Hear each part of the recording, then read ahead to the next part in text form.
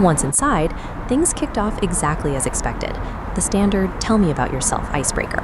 From there, the technical round ramped up with a strict focus on Python fundamentals.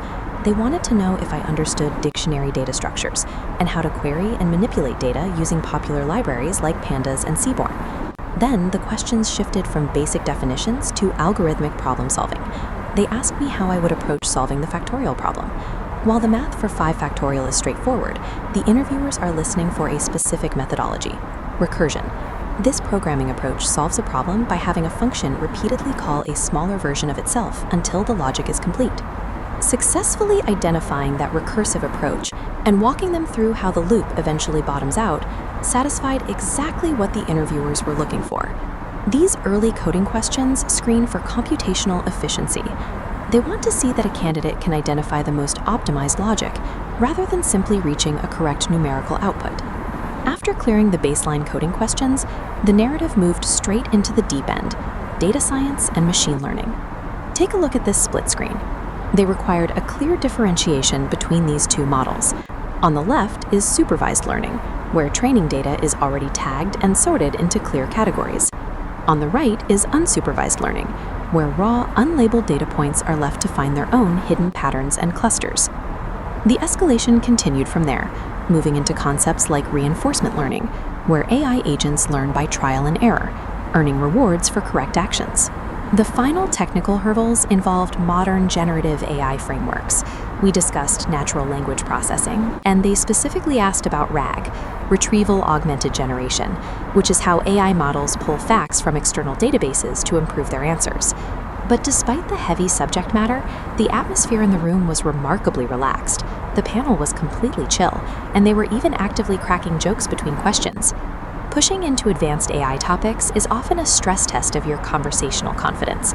They want to see your ability to handle complex, cutting-edge concepts without panicking, rather than demanding textbook perfection on every framework.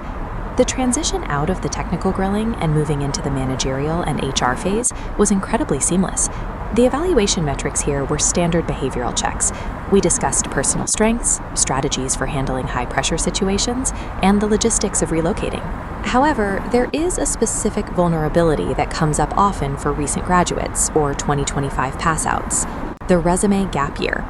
If you have periods of unemployment or a delayed graduation timeline, it is absolutely essential to prepare a genuine, logically sound explanation. You have to be able to defend that time and show what you learned from it. The HR round shifts the focus toward the candidate's professional narrative.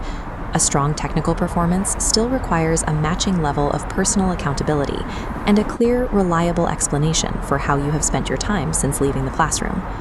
In the final moments of the interview, HR laid out the literal contractual realities of the pending job offer. First up was the standard disclaimer that any offer is entirely subject to a mandatory background verification. But they also outlined the strict financial and temporal commitments required. If you accept the digital role, there is a mandatory 1-year service bond. Breaking that commitment carries a steep penalty of 50,000 rupees. The final administrative detail to acknowledge was the company policy requiring a mandatory 3-month notice period before leaving.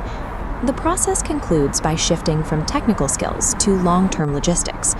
While your knowledge of AI qualifies you for the role, the final offer depends on your willingness to accept these specific administrative and financial constraints.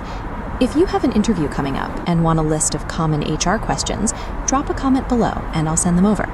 Good luck if you're stepping into the hot seat soon. Success in this process comes from transparent preparation.